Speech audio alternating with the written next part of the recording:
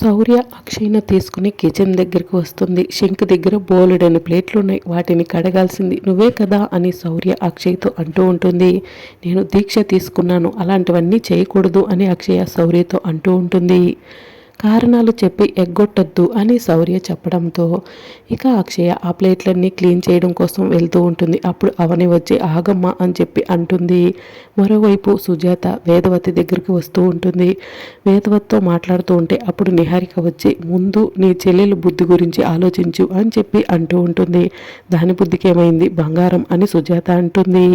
ఒకప్పుడు ఇంట్లో అందరం నీ చెల్లెలు అవని చేత పనులు చేపిస్తుంటే రెచ్చిపోయేదానివి కదా, ఇప్పుడు ఎవరో అక్షయ కోసం నీ చెల్లెలు అంట్లు కడుగుతుంది అని నిహారిక అంటూ ఉంటుంది.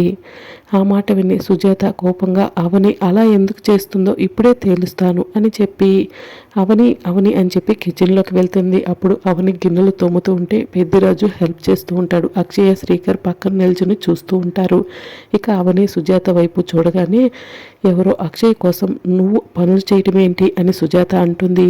మరి రాబోయే ఎపిసోడ్లో ఏం జరుగుతుందో తెలుసుకోవాలనుకుంటున్నారా? అయితే ఛానల్ని సబ్స్క్రైబ్ చేసుకోండి.